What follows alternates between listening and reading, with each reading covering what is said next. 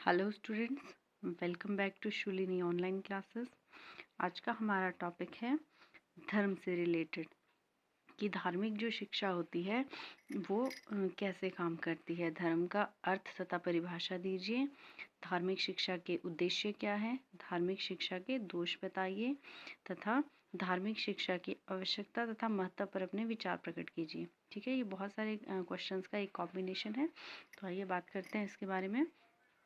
सबसे पहले है धर्म का अर्थ तथा परिभाषा। धर्म जो शब्द है, धर्म शब्द अंग्रेजी भाषा के रिलीजन से बना है। ठीक है, रिलीजन जो है, रिलीजन निकला है लैटिन भाषा के री और लीजर से। ठीक है, जिसका जो शाब्दिक अर्थ है ये मिलता है टू बाइंड बैक, यानी कि संबंध स्थापित करना। तो धर्म क्या है? बेसिकली एक ऐसी चीज़ है जिसके द्वारा हम संबंध स्थापित करते हैं। संबंध किससे स्थापित करते हैं? देखिए क्या कहा है इसके बारे में कि धर्म जो है दोहरा संबंध स्थापित करता है। प्रथम तो मनुष्य और ईश्वर के बीच, और दूसरा ईश्वर की संतान होने के कारण मनुष्य और मनुष्य के बीच। यानी कि धर्म जो है अपने गॉड से, अपने ईश्वर से, अपना जो हमारा इष्ट है जिसकी हम पूजा करते हैं, एक तो उससे कनेक्ट करता है हमें, और दूसरा क्या है कि हम सब ईश्वर की संतान है। देखिए हर धर्म में ये माना जाता है कि मनुष्य जो है ईश्वर की संतान है। एक ही ईश्वर ने हम सबको पैदा किया है, जिसकी वजह से क्या है, हम आपस में कैसे हैं, हमें आपस में अच्छा बिहेव करना चाहिए, क्योंकि हम सब एक ही ईश्वर की संतान है। देखिए धर्म की उत्पत्ति किस तरह से हुई होगी। ठीक है, क्योंकि देखिए सबसे पहले जो है प्राचीन काल में क्या होता था, जब आदि मानव होते थे, उनके ऊपर अचानक से बहुत सारी प्रॉब्लम्स आ जाती थी। कभी धूप आ रही है, बारिश आ रही है, बर्फ़ हो रही है, ठीक है, कहीं से बाढ़ आ रही है, जन्म मृत्यु और तूफान आ रहा है। ठीक है, ये सारी चीज़ें क्या है, इससे रिलेटेड जो प्रॉब्लम्स थी, तो उनको लगता था कि ये सब कैसे हो रहा है, क्यों हो रहा है। क्योंकि जब इंसान का माइंड डेवलप होना शुरू हुआ तो उनकी जो माइंड में थी बहुत सारी जिज्ञासाएं भी पैदा हुई। ठीक है, कि ये सब क्यों हो रहा है, हम क्यों जन्म ले रहे हैं, कैसे जन्म लेते हैं, मृत्यु क्यों होती है, बारिश क्यों हो रही है, तूफान क्यों आ रहा है, बाढ़ आ रही है। ठीक है, ये सारी चीज़ें क्या थी, उनके लिए एक रहस्य था। ऐसे अनुभव हो सकता है कि जानवरों को भी होते होंगे, ठीक है, पशुओं को भी होते होंगे, लेकिन बुद्धि के अभाव की वजह से वो इसको अभिव्यक्त नहीं कर सकते, यानी कि वो बता नहीं सकते हैं। एक तो उनकी ज़ुबान नहीं है, दूसरा क्या है, उनका जो माइंड है इतना डेवलप नहीं होता है कि उन सारी चीज़ों के बारे में सोच सकें।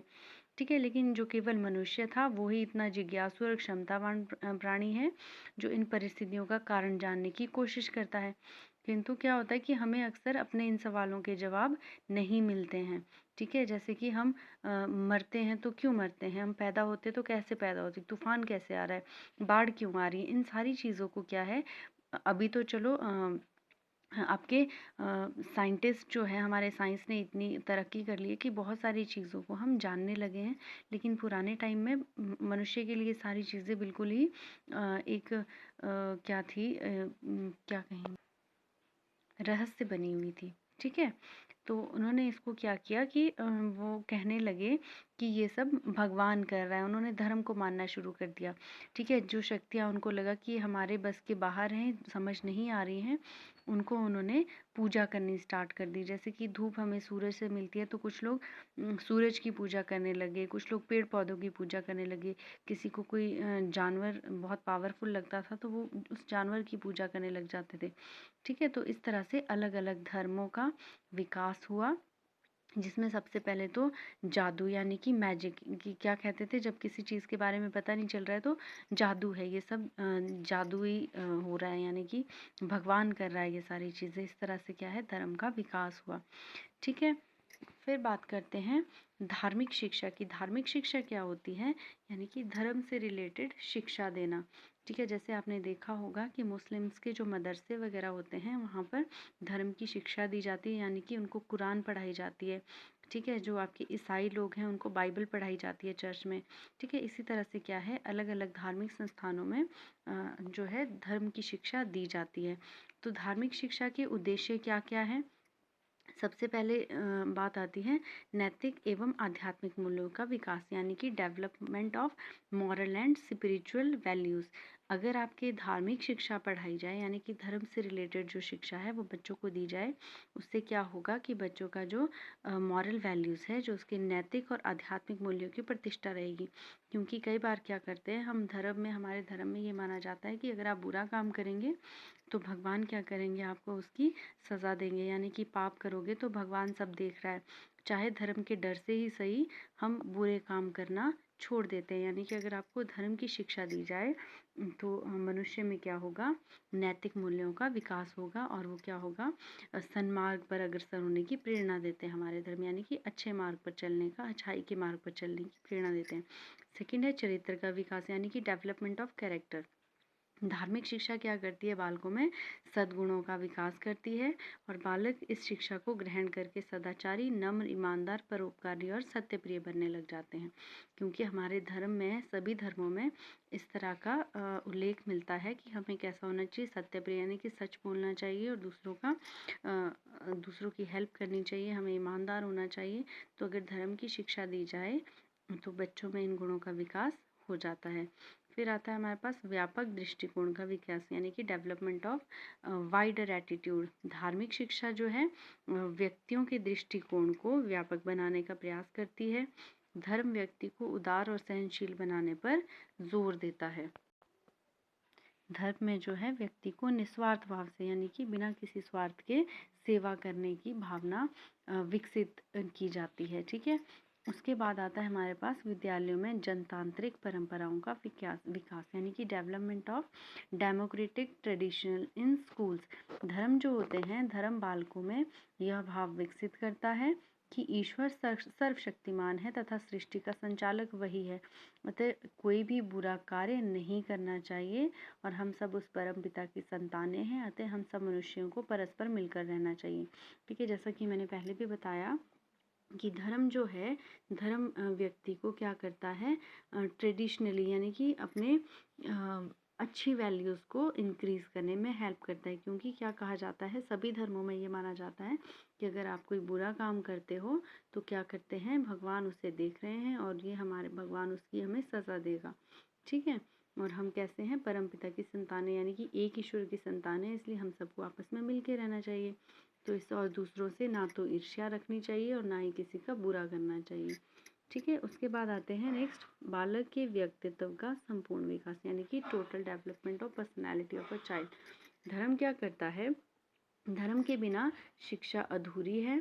धार्मिक शिक्षा बालक के व्यक्तित्व के संपूर्ण विकास पर बल देती है, यानी कि ओवरऑल डेवलपमेंट पे धार्मिक शिक्षा बल देती है, जिससे क्या करते हैं, बच्चे जो है भविष्य में महान उदाहरण प्रस्तुत कर सके। उसके बाद हमारे पास आता है संस्कृति का संरक्षण तथा विकास, यानी कि preservation and development of culture. ठीक है। जो धर्म है, धर्म एक तरह से हमारी संस्कृति का ही हिस्सा है। तो अगर हम धार्मिक शिक्षा बच्चों में दें तो जो हमारी संस्कृतियाँ, परंपराएं हैं, या जो हमारे विश्वास हैं, वो पीढ़ी दर पीढ़ी आगे ट्रांसफ़र होते रहेंगे, और संस्कृति के प्रति भी हमारी श्रद्धा जो है बनी रहेगी। ठीक है। और उसी आधार पर जो है हम आचरण करते हैं, जिस प्रकार से संस्कृति का संरक्षण और विकास होता है। फिर है हमारे पास मूल प्रवृत्तियों का मार्गांतीकरण एवं शोधन। मार्गांतीकरण होता है रीडायरेक्शन या फिर पुनर्निर्देशन करना। ठीक है। अगर क्या किया जाए, बालकों को पशु से मनुष्य बनाने के लिए आवश्यक है कि उसकी मूल प्रवृत्तियों का मार्गांतीकरण एवं शोधन हो। यानी कि जो मनुष्य है, पशु कहने का मतलब है कि उसका जो मानसिकता होती है, पशुओं को क्या होता है, देखिए सिर्फ वो अपना सोचेंगे, वो दूसरों के बारे में नहीं सोचते। लेकिन अगर बालकों को धार्मिक शिक्षा दी जाए तो वो क्या करेगा, एक पॉजिटिव वे में अपनी सोसाइटी में सरवाइव करेगा, दूसरों के बारे में भी सोचेगा। और धार्मिक शिक्षा उसमें क्या करती है, सामाजिक आदर्शों की स्थापना करके उसे समाज सेवा के लिए प्रेरित करती है। ठीक है। तो ये थे धार्मिक शिक्षा के उद्देश्य, यानी कि अगर बच्चों को धार्मिक शिक्षा दी जाए तो उनमें इन गुणों का विकास हो सकता है। फिर आते हैं धार्मिक शिक्षा के दोष। धार्मिक शिक्षा के कुछ दोष भी हैं। सबसे पहले तो है संकीर्णता का विकास, यानी कि नैरो माइंडनेस का विकास होता है बच्चे में। नैरो माइंडनेस क्यों कहा गया है, क्योंकि देखिए अगर बालक क्या करे, किसी प्रॉपर धर्म की शिक्षा बच्चे को दी जाए स्कूल्स में, तो बच्चा क्या करेगा, उसी के अनुसार ही पूजा पाठ और कर्म कांड करना सीख जाता है। लेकिन उसमें इस वजह से क्या होता है, धार्मिक कट्टरता, यानी कि वो सिर्फ अपने धर्म के प्रति ही अपने धर्म के प्रति विश्वास रखेगा। उसको सिर्फ अपने धर्म के बारे में ही नॉलेज होगा, ना तो उसको दूसरे धर्मों का नॉलेज होगा और ना ही वो दूसरे धर्मों को समझेगा। इससे क्या होगा कि ये राष्ट्रीय एकता के मार्ग के भावों में संकीर्णता, यानी कि वो क्या समझेगा कि हमारा धर्म ही सबसे अच्छा है, बाकी धर्म सारे ठीक नहीं है। ठीक है। दूसरा क्या है, अस्वस्थ दृष्टिकोण का निर्माण, यानी कि फॉर्मेशन ऑफ अनहेल्दी एटीट्यूड। अगर बच्चों को धार्मिक शिक्षा दी जाए तो धार्मिक शिक्षा क्या है, एक तो अंधविश्वासों को जन्म देती है और दूसरा क्या है कि इस शिक्षा से छात्रों में सांप्रदायिकता की भावना जो है भड़क उठती है और वे अंधविश्वासी तथा धर्मांध बनकर दूसरे संप्रदाय या मत के व्यक्तियों को बुरा समझने लगते हैं। यानी कि एक पर्टिकुलर आप धर्म की शिक्षा अगर बच्चों को देते हैं तो दूसरे धर्मों के बारे में वो क्या सोचते हैं कि दूसरे धर्म सही नहीं है और आपस में जो होता है उनका लड़ाई झगड़े या फिर जो आपने सांप्रदायिक दंगे वगैरह की स्थितियां देखी हैं, इस तरह की स्थिति उत्पन्न हो सकती है। ठीक है। उसके बाद है अनेक समस्याओं का जन्म, यानी कि बहुत सारी प्रॉब्लम्स पैदा हो सकती है धार्मिक शिक्षा की वजह से। वो प्रॉब्लम्स किस तरह की है, सबसे पहले तो देखिए, धार्मिक शिक्षा प्रदान करने से विद्यालयों में अनेक समस्याएं जन्म ले सकती है।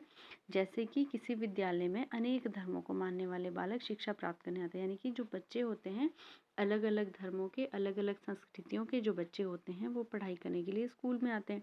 अगर आप पर्टिकुलर किसी एक धर्म की शिक्षा बच्चों को देंगे तो बाकी के जो धर्म वाले लोग हैं वो इसको बुरा समझेंगे। ठीक है। या तो आपको फिर सारे धर्मों की, अलग अलग धर्मों की शिक्षा देनी पड़ेगी और वो आपका पॉसिबल नहीं हो पाएगा। ठीक है।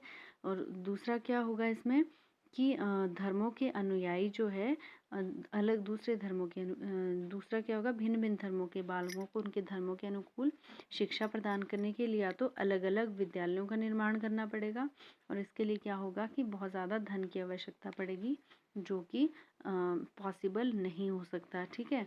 उसके बाद है कि तीसरा क्या प्रॉब्लम आएगी कि धार्मिक शिक्षा का स्वरूप क्या हो, इस बात पर विद्वानों में मतभेद है पहले से ही। ठीक है। यानी कि जो धार्मिक शिक्षा है, किस धर्म की शिक्षा किस तरह से दी जानी चाहिए, इसमें पहले से ही बहुत मतभेद है। और चौथी क्या प्रॉब्लम है कि धार्मिक शिक्षा प्रदान करने के लिए योग्य तथा अनुभवी शिक्षकों की आवश्यकता होगी, जो कि एक सरल कार्य नहीं है। ऐसा क्यों कहा है, देखिए, अगर आपको अब हिंदू धर्म का अगर आपको ज्ञान देना है, हिंदू धर्म के बारे में पढ़ाना है, तो आपको कोई पंडित ढूंढना पड़ेगा। ठीक है। वो भी ऐसा पंडित जो कि पूरे धर्म को अच्छे तरीके से समझता हो, हर चीज़ का उसको नॉलेज हो। फिर आपको मुस्लिम धर्म की अगर देनी है तो आपको एक अच्छा सा मौलवी देखना पड़ेगा। यानी कि आपको एक प्रॉपर जो टीचर होता है वो नहीं मिल पाएगा धार्मिक शिक्षा को देने के लिए। ठीक है। इस प्रकार से क्या होता है कि अगर धार्मिक शिक्षा प्रदान की जाती है स्कूल में तो इससे बहुत सारी समस्याएं पैदा हो जाएंगी स्कूल में। ठीक है। उसके बाद है वर्तमान जीवन के प्रति अज्ञानता, यानी कि जो आपका इग्नोरेंस है प्रेजेंट लाइफ की तरफ। देखिए, धार्मिक शिक्षा क्या होती है, बालक को इस यथार्थ लोक के स्थान पर परलोक के लिए तैयार करती है। ठीक है। क्या माना जाता है हर धर्म में कि हमें क्या करना है, इस लाइफ में अच्छे काम करने, क्यों करने हैं, ताकि हम जाके स्वर्ग की प्राप्ति करें। यानी कि हम क्या करते हैं, धर्म में हमेशा ये सिखाया जाता है कि अगर आप ऐसा काम करोगे तो आपको दूसरी दुनिया में ये मिलेगा, आपको स्वर्ग मिलेगा, आपको मरने के बाद ये होगा। ठीक है। तो अगर हम वही चीज़ सोचते रहेंगे कि मरने के बाद हमारा क्या होगा, तो हम लाइफ के प्रति जो हमारा है, प्रेजेंट लाइफ के प्रति हमारा जो इग्नोरेंस है वो बढ़ जाता है। ठीक है। तो इस तरह से बालक जो होगा परलोक के हित की बात सोचते सोचते इस जीवन के यथार्थ परिस्थितियों एवं वास्तविक जीवन में सुधार के प्रति उपेक्षापूर्ण दृष्टिकोण अपना सकता है। ठीक है। और बच्चे क्या होंगे, अपने कल्पना लोक में ही घूमने में आनंद प्राप्त करेंगे और अपनी जो प्रेजेंट लाइफ है उसके बारे में सोचना बंद कर देंगे। उसके बाद है मानसिक द्वंद्व, यानी कि मेंटल कॉन्फ्लिक्ट। मेंटल कॉन्फ्लिक्ट कैसे हो सकता है, देखिए, धार्मिक शिक्षा जो है बालकों में न केवल संकुचित दृष्टिकोण उत्पन्न करती है, बल्कि वो क्या करती है, उसमें पाप और पुण्य, लोक और परलोक, पवित्र और अपवित्र, स्वर्ग नर्क इस तरह की जो भावनाएं हैं विकसित कर देती है। इससे बच्चे के मन में क्या होता है, एक द्वंद्व की स्थिति, कॉन्फ्लिक्ट की स्थिति पैदा हो जाती है। ठीक है, हम यही चीज़ें सोचने लगते हैं कि क्या करने से हमें हम पाप लगेगा, या क्या करने से हमें पुण्य मिलेगा, क्या करने से हम स्वर्ग में जाएंगे, या क्या करने से नरक में जाएंगे। तो बच्चे जो हैं इसी तरह की चीज़ों में अपना समय व्यतीत करते हैं, और सामूहिक ढंग से जो आपकी धार्मिक शिक्षा है वो प्रदान करना इसकी वजह से उचित नहीं है। ठीक है, फिर बात करते हैं धर्मनिरपेक्ष भारत में धार्मिक शिक्षा, यानी कि जो हमारा आपको सब जानते हैं कि जो हमारा देश है धर्मनिरपेक्ष देश है। यहाँ पर सभी धर्मों और संस्कृतियों के लोग रहते हैं। ठीक है, और यहाँ पर यदि क्या किया जाए, किसी एक धर्म की शिक्षा प्रदान की जाए तो वो पॉसिबल नहीं हो सकता है। ठीक है, देखिए हमारे संविधान में भी लिखा हुआ है, संविधान की 28वीं धारा में कहा गया है कि राज्य द्वारा सहायता प्राप्त विद्यालय में धार्मिक शिक्षण नहीं दिया जाएगा।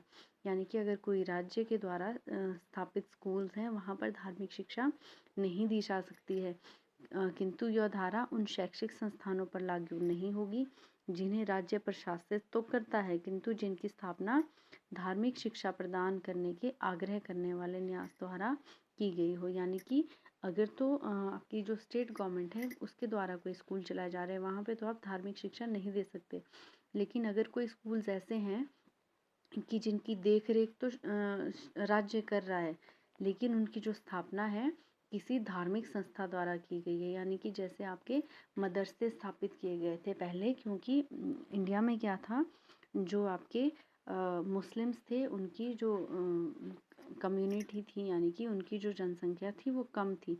ठीक है, इसलिए उनको अभी भी क्या कहा जाता है, माइनॉरिटीज़ कहा जाता है उनको। ठीक है, तो माइनॉरिटीज़ वाले यानी कि अपने स्कूलों में अपने धर्म की शिक्षा दे सकते थे। ठीक है, और अभी भी क्या किया जाता है, उनके मदरसों में अपने धर्म की शिक्षा देते हैं वो लोग। ठीक है, और इसके साथ क्या क्या है कि संविधान की 30वीं धारा में क्या कहा गया है कि धार्मिक अथवा भाषा की अल्पसंख्यकों को अपनी इच्छा की शिक्षा संस्था स्थापित करने का अधिकार दिया गया। यानी कि जो लोग माइनॉरिटीज़ में आते हैं वो लोग अपने इस तरह के स्कूल्स या शिक्षण संस्थान स्थापित कर सकते हैं जहाँ पर वो अपने धर्म की शिक्षा दे सकें, और इस प्रकार के विद्यालयों को अनुदान देने में राज्य कोई भेदभाव की नीति नहीं बरतेगा। यानी कि गवर्नमेंट को भी उसको पूरा सपोर्ट करना होगा जैसा वो बाकी स्कूल्स को करते हैं। इस तरह से स्पष्ट है कि विद्यालयों में यदि धार्मिक शिक्षा दी जाए तो वह संविधान के विरुद्ध है, यानी कि नॉर्मल स्कूल्स में धर्म की शिक्षा देना संविधान के खिलाफ है। फिर नेक्स्ट टॉपिक आता है धार्मिक शिक्षा की आवश्यकता तथा महत्व। देखिए जो धार्मिक शिक्षा है वो व्यापक आधार पर दी जानी चाहिए, और इसकी आवश्यकता और महत्व किस तरह से है। सबसे पहले है संस्कृति का महत्वपूर्ण अंग होने के कारण धार्मिक शिक्षा प्रचार व प्रसार में महत्वपूर्ण योगदान देती है। और दूसरा है आधुनिक युग में मनुष्य भौतिक संपन्नता तो प्राप्त कर लेता है, लेकिन जो है आत्मिक सुख यानी कि जो मेंटल पीस है वो उसे नहीं मिलता है। ठीक है, वो हमें कैसे मिलता है, धार्मिक शिक्षा के द्वारा ही हम ले सकते हैं। आपने देखा होगा अगर आप किसी धार्मिक स्थान पे चल जाए, मंदिर में चल जाएं, ठीक है, आपको चाहे जितना मर्जी टेंशन हो, हम वहाँ जाके थोड़ी देर के लिए सब कुछ भूल जाते हैं। यानी कि आपका जो मेडिटेशन है या हम फिर पूजा पाठ करते हैं घर पे, तो थोड़ी देर के लिए क्या होता है, हमारा मन है शांत हो जाता है।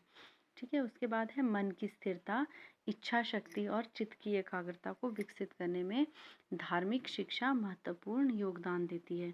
ठीक है, यानी कि जो धर्म की शिक्षा है वो हमारे मन को स्थिर रखने और अपनी इच्छा शक्ति यानी कि अपनी जो नीड्स हैं या फिर जो हमारी इच्छाएं हैं उनको काबू रखने में हमारी हेल्प करता है। उसके बाद है धार्मिक शिक्षा के द्वारा सामाजिक नियंत्रण और सामाजिक एकता को बल मिलता है। धार्मिक शिक्षा के द्वारा व्यक्तित्व का पूर्ण विकास संभव है, और अधिकांश मनुष्य क्या करते हैं, धर्म को हृदय से स्वीकार करते हैं, यानी कि दिल से मानते हैं अपने धर्म को। और अगर धर्म की शिक्षा द्वारा विभिन्न सामाजिक बुराइयों को दूर किया जा सकता है। ठीक है, और धर्म की शिक्षा में हमें क्या सिखाया जाता है, वसुदैव कुटुंबकम की शिक्षा, यानी कि जो सारा संसार है वो एक परिवार की तरह है और हमें एक दूसरे से मिलजुल कर रहना चाहिए। ठीक है, इस तरह की शिक्षा यानी कि जो आपके नैतिक मूल्य होते हैं या फिर सत्य, अहिंसा, सदाचार की शिक्षा हमारे जो धर्म है वो हमें देते हैं। ठीक है, तो क्या कहा गया है कि स्पष्ट है कि आज के भौतिकवाद में भी धार्मिक शिक्षा की नितांत आवश्यकता है और यह शिक्षा व्यापक आधार पर दी जानी चाहिए, यानी कि हर धर्म में जो है इस तरह की शिक्षा दी जाए कि किसी स्पेसिफिक धर्म के बारे में ना कहा जाए, लेकिन हर धर्म से जो पॉजिटिव थिंग्स हैं उनको आपकी एजुकेशन में अडॉप्ट किया जाना चाहिए। ठीक है, इससे क्या होगा कि बच्चों में सांप्रदायिकता और संकीर्णता का अंकुर ना उपजे, यानी कि ऐसा ना किया जाए कि किसी एक धर्म पे फोकस किया जाए कि ये धर्म अच्छा है, इस धर्म का ये है। ठीक है, हर धर्म की जो पॉजिटिव चीज़ें हैं वो लेनी चाहिए। और वस्तुतः धर्म तथा धार्मिक शिक्षा के अभाव में जीवन शून्यता की स्थिति में पहुंच जाएगा। ठीक है, तो ये था आज का टॉपिक हमारा। Thank you so much.